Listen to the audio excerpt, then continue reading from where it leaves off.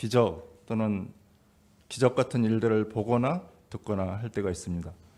어떤 사람들은 이런 일들을 전해 들으면 믿지 못하는 경우들이 있습니다. 성경에서는 예수님의 부활에 대해 많은 곳에서 이야기하고 있습니다. 어떤 성경은 예수님이 부활하실 것이라고 예언하기도 하고, 어떤 성경은 예수님이 부활하신 사건에 대해 서술해 놓기도 합니다. 그런데 일반적으로 사람이 죽었다가 다시 살아난다는 것은 너무나 현실성이 없기 때문에 믿지 못하는 경우가 많습니다. 그런 사람들에게 믿음을 주기 위해 필요한 것이 있는데 그것은 바로 증거입니다. 복음을 받았지만 여전히 믿음 앞에서 주저하는 사람들이 있습니다. 오늘 말씀은 바울이 부활을 증명함으로써 그들에게 복음의 종지부를 찍는 말씀과도 같습니다.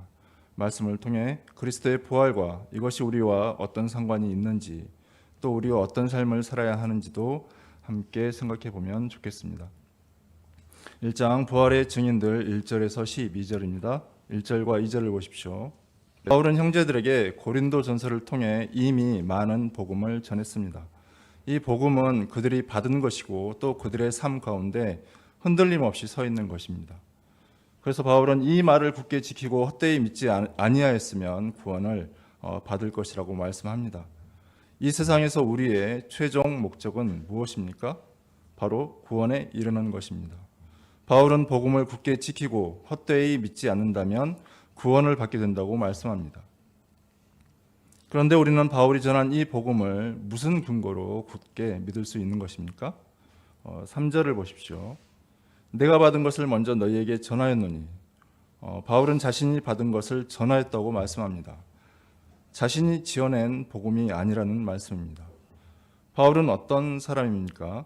바울은 자신에 대해 바리새인 중에 바리새인이라고 말하였습니다.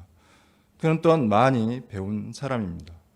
그는 단신으로 헬라 문화가 꽃피우던 그리스로 건너가서 그 많은 철학자들과 논쟁할 수 있었던 당대 최고의 지식인 중 한 사람이었습니다. 하지만 그는 자신의 이름으로 책 한 권조차 만들지 않았습니다.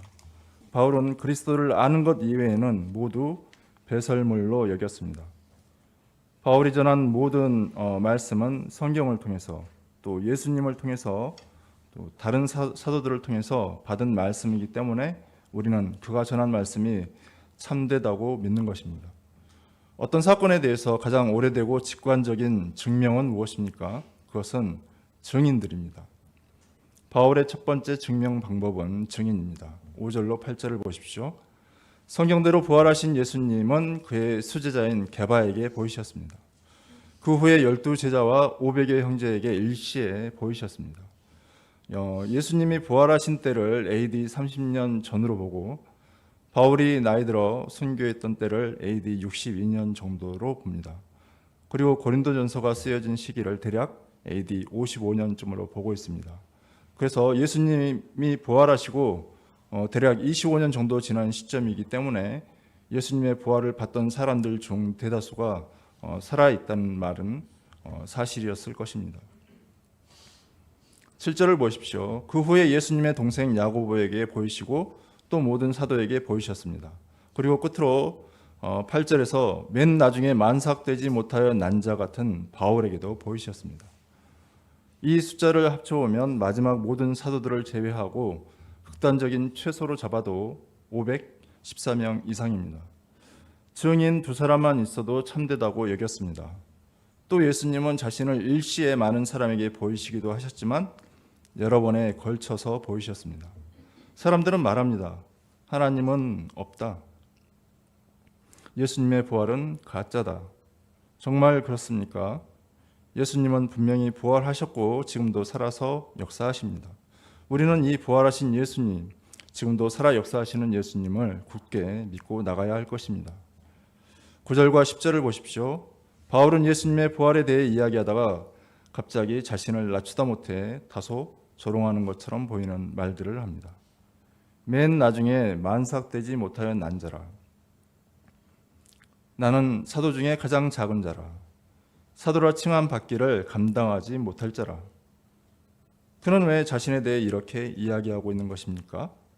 우리는 여기서 하나님의 말씀을 증거하는 제자와 사도로서의 그의 태도와 하나님을 향한 그의 마음을 엿볼 수 있는 것 같습니다. 바울은 사도로서의 삶을 사는 동안 많은 박해와 고난을 당하였고 죽을 고비들도 여러 번 넘겼습니다. 하지만 그는 그런 삶을 사는 동안에도 주님이 그에게 주신 사명을 섬기는 것을 결코 멈추지 않았습니다. 10절 말씀처럼 오히려 모든 사도보다 더 많이 수고하였고 절망과 포기 상황 가운데서도 오히려 기뻐하고 감사하였습니다. 그리고도 모든 것이 오직 하나님의 은혜라고 고백하고 자신을 낮추었습니다. 그는 어떻게 그렇게 할 수 있었습니까? 9절에서 그는 이야기합니다. 나는 사도 중에 가장 작은 자라. 나는 하나님의 교회를 박해하였으므로 사도라 칭함을 받기를 감당하지 못할 자니라. 여기서 바울의 참회를 보게 됩니다. 바울은 과거 실제로 그리스도인들을 박해하고 때로는 죽음에 내몰았던 사람이었습니다. 그런 그에게 다메섹에서 예수님이 찾아오셨습니다. 그는 그 후로 변화되어 하나님의 역사를 섬기는 자가 되었습니다. 이러한 사실을 볼 때 바울이 여러 고난을 감당하면서도 끝까지 하나님께 감사하고 모든 것을 하나님의 은혜로 여기며 하나님의 역사를 섬길 수 있었던 원동력은 죄가 아닐까 하는 생각을 해봅니다. 예수님은 죄가 많은 사람이 은혜도 많다고 말씀하셨습니다. 여기서 죄가 많은 사람이란 죄를 많이 짓고 회개하지 않는 사람이 아니라 죄를 지은 사람이 자신의 죄를 인정하고 회개한 사람을 말합니다. 그는 자신을 대단한 자라고 소개하지 않고 항상 자신의 부끄러운 과거를 드러내는 것을 주저하지 않았습니다. 그리고 모든 것을 하나님의 은혜라고 고백했습니다. 바울은 자신이 하나님의 교회를 박해하였던 것을 너무나 큰 죄라고 생각했습니다. 그래서 항상 하나님의 교회를 박해한 사실을 드러내고 늘 회개하는 마음을 가졌습니다. 그가 어떤 고난과 박해를 당하더라도 하나님이 주신 사명을 끝까지 감당해낸 것은 자신의 그 큰 죄를 용서하시고 종으로 삼아주신 주님의 사랑과 은혜가 너무나 크다고 여겼기 때문이라는 생각이 듭니다. 바울의 이 아름다운 고백은 지금 우리 자신이 하나님께 올릴 고백이 되어야 하지 않겠습니까? 모든 것은 오직 하나님의 은혜입니다. 그 당시 예수님의 12 제자들의 위상은 대단했을 것입니다. 반대로 바울은 자신이 다른 사람들 앞에 서기에도 부끄러운 사람으로 여겼습니다. 그러나 예수님은 어떤 분이십니까? 저 위 높아 보이는 사람들뿐만 아니라 저 아래 바울과 같이 낮아 보이는 사람들에게도 똑같이 예수님 자신을 나타내 주셨습니다. 예수님의 부활이 이 사람 말이 다르고 저 사람 말이 다르지 않습니다. 높은 자나 낮은 자나 그 말이 다르지 않습니다. 바울은 11절에서 이 점을 말하고 있습니다. 그러므로 나나 그들이나 이같이 전파하며 그러면서 너희도 이같이 믿었느니라. 많은 사람들에게 나타나신 예수님의 부활은 한결같습니다. 경찰에서 조서를 꾸밀 때 처음부터 끝까지 같은 말을 하면 그것은 신뢰할 만한 가치가 있는 증거가 되는 것처럼 예수님의 부활에 대한 사람들의 한결같음도 믿을 만한 증거이므로 우리도 이같이 믿어야 하겠습니다. 12절을 보십시오. 바울의 이같이 직관적인 증거만으로도 예수님이 부활하셨다는 사실을 알리기에 충분할 것 같습니다. 하지만 배운 사람들 중 일부는 대쪽 같은 분들이 있습니다. 모든 사람들에게 보여도 내게 안 보이면 그건 믿을 수 없어 라고 말하는 사람들. 나는 예수님을 만져봐야 믿겠어라고 말한 도마와 같은 사람들이 여전히 수없이 많습니다. 바울은 그래서 두 번째 방법으로 예수님의 부활을 증거합니다. 2장 부활의 논증 13절로 19절입니다. 그의 두 번째 방법은 논증입니다. 예수님의 부활에 대한 논리적인 증명을 하였다는 것은 정말 놀라운 일 같습니다. 논증의 첫 시작은 13절입니다. 만일 죽은 자의 부활이 없으면 그리스도도 다시 살아나지 못하셨으리라. 죽은 자의 부활이 없으면 왜 그리스도가 다시 살아나지 못하십니까? 하나님의 아들 또는 하나님 자신이 예수님이신데 어찌 그럴 수 있습니까? 그것은 죽은 자의 부활의 전제가 육체이기 때문입니다. 영혼은 영원히 죽지 않기 때문에 부활이라는 단어는 육체에만 적용됩니다. 죽은 자의 부활에 하나님의 아들인 그리스도께도 적용되는 이유는 예수님이 육체를 입고 이 땅에 오셨기 때문입니다.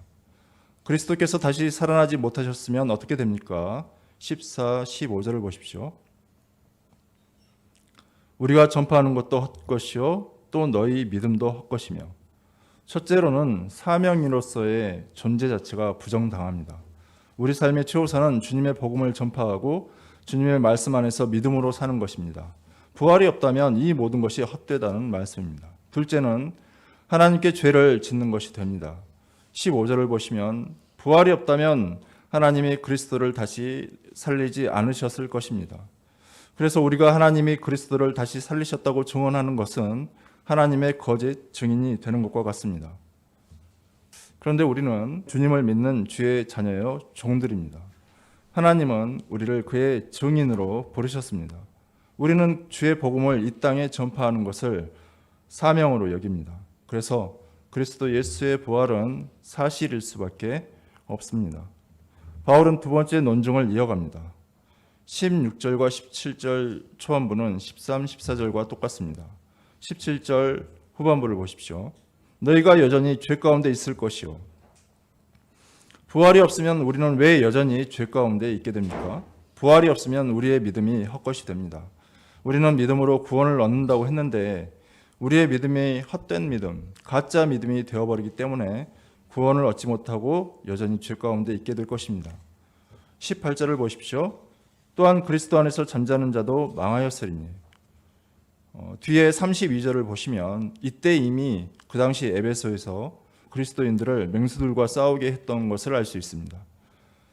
그리스도를 믿고 순교한 사람들이나 자연사한 사람들이 그 당시 많았을 것입니다. 부활이 없다면 그런 사람들은 어떻게 되는 것입니까? 그냥 죽은 것이 아니라 망한 것입니다.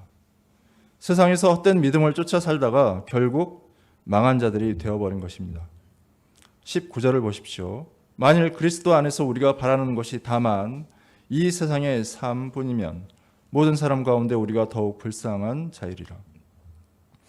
우리가 예수님을 믿고 사는 이유는 이 세상뿐만이 아니라 다음 세상을 바라보기 때문입니다. 우리는 다음 생을 바라보며 이 세상에서 때로는 고난받고 때로는 하고 싶은 것들을 참아내고 때로는 이 세상에서 주는 유익을 포기하기도 합니다. 만약 다음 세상에 대한 소망이 없다면 우리가 이렇게 사는 것은 다 그냥 바보짓이 되어버립니다. 이 세상에서 누릴 만한 그 많은 것들을 포기하면서 사는 우리는 모든 사람 가운데 더욱 또는 가장 불쌍한 사람들이 되어버릴 것입니다.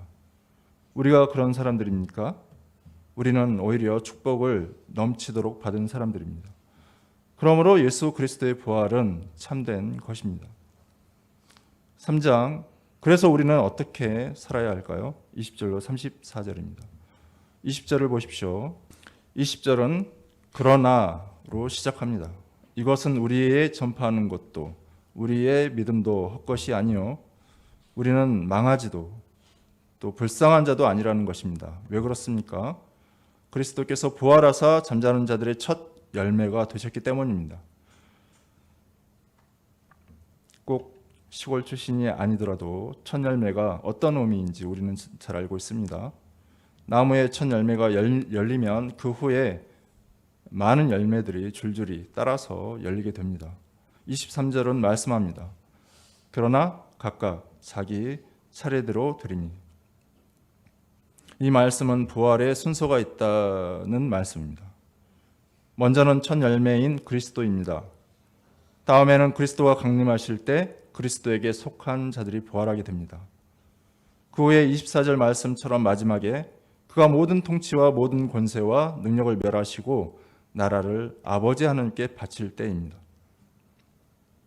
우리가 빨리 부활하고 싶다고 예수님보다 먼저 부활할 수 있습니까?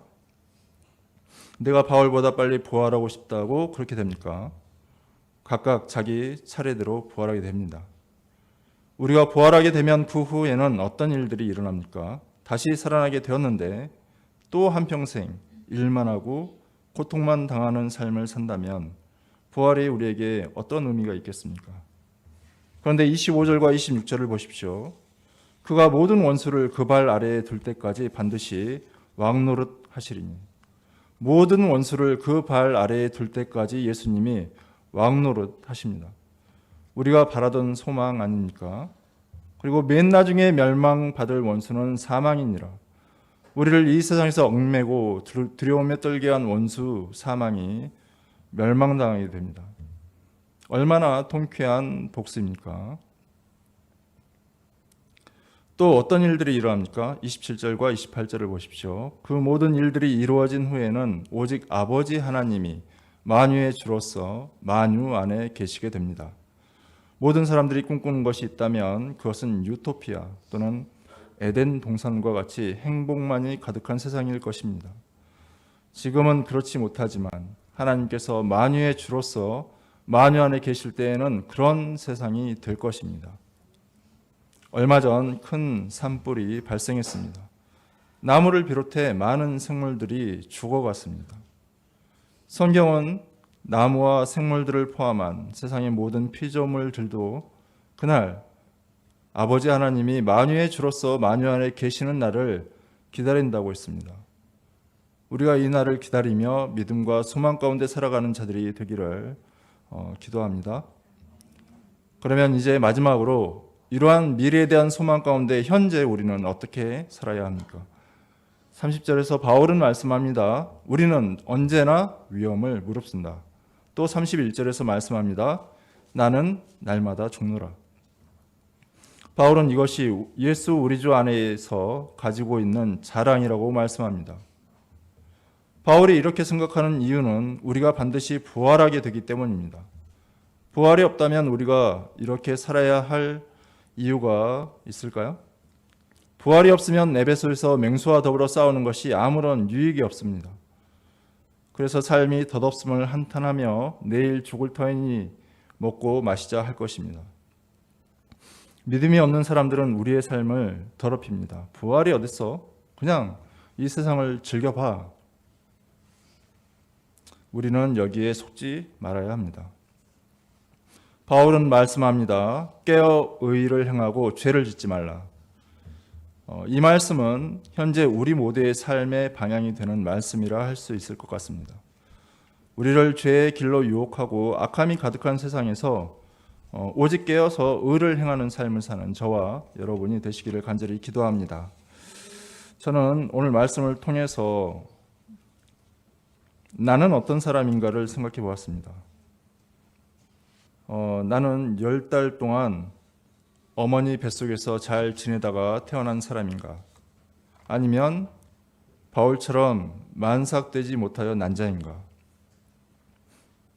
바울이 9달 동안만 있다가 나왔다고 한다면 나는 7달 아니면 6달? 그것도 아니면 3달? 아니야, 나는 3달도 못 채웠을 거야. 3달도 못 채운 사람이 살 수 있을까? 결국 저는 제가 주님의 제자가 된 것은 도저히 일어날 수 없는 기적이 아닐까 하는 생각이 들었습니다. 한창 혈기왕성하고 꿈이 가득한 때에 시립대학교에 입학했습니다. 저는 모든 꿈을 이룰 수 있을 것처럼 기뻤고 마치 어디든 날아갈 것만 같았습니다. 1학년 1학기 겨우 2달 지난 5월 어느 날 거짓말처럼 제게 대인 공포증이 찾아왔습니다. 모든 것이 원망스러웠습니다. 가난한 가정에서 태어난 것도, 술만 드시고 행패 부리시는 아버지도, 가난 때문에 입학금이 없어 재수해야 했던 것도, 이런 모든 것이 원인이 되어 이런 몹쓸 병에 걸려버린 것이라 여겼습니다. 저는 사람들을 피해 숨어 다녀야 했습니다. 가졌던 꿈은 이미 저 멀리 가버렸습니다. 인생의 패배자, 낙오자였습니다. 그 당시 저를 보던 한 목자님은 제게 생기 없고 새카만 얼굴을 가졌다고 했습니다. 이대로 좀비처럼 살아야 하는 그때 예수님은 저에게 자비를 베푸셨습니다. 삶의 끈을 남겨주셨습니다. 사람들을 피해 다녀야 하니 그럼 자전거를 타라. 버스, 지하철, 택시 그런 탈 것들은 엄두조차 못 내었는데 어렸을 때 잠깐 타다가 넘어져서 두 팔을 부러뜨린 그 끔찍한 자전거가 생각났습니다. 헬멧을 쓰고 고글이라고 불리는 선글라스를 끼니 사람들을 대하는데 조금 자신감이 생겼습니다. 좀 더 대인 공포증을 극복해 보고자 번장이라는 것도 해보았습니다. 자전거 타는 모임을 만들고 또 라이딩 하는 동안 리더 역할을 하는 사람을 번장이라고 하는데요. 한때는 꽤 큰 커뮤니티에서 유명한 번장도 해봤습니다. 대학에서 제대로 공부를 못해서 학점이 안 좋으니 취업이 잘 안 되었습니다. 여기저기 굴러다니다가 툭하면 백수 생활을 하던 그런 삶이었습니다. 그러나 하나님은 그런 저를 굶기지 않으셨습니다. 학원 강사는 죽어도 못하겠고 관리자가 되어봤는데 나중에는 어찌저찌 애들을 눈앞에 두고 가르쳐 보기도 했습니다. 대학 다닐 때 새벽 신문 배달 아르바이트를 했는데 다른 사람들은 잘 적응하는데 새벽잡이 많은 저는 도저히 적응이 안 되었습니다.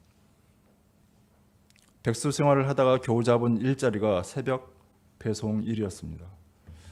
저는 그 일을 시작할 때 나는 한국에 있는 게 아니야. 시차가 맞지 않는 저 먼 타국에 선교사로 가 있는 거야 라고 주문을 외웠습니다.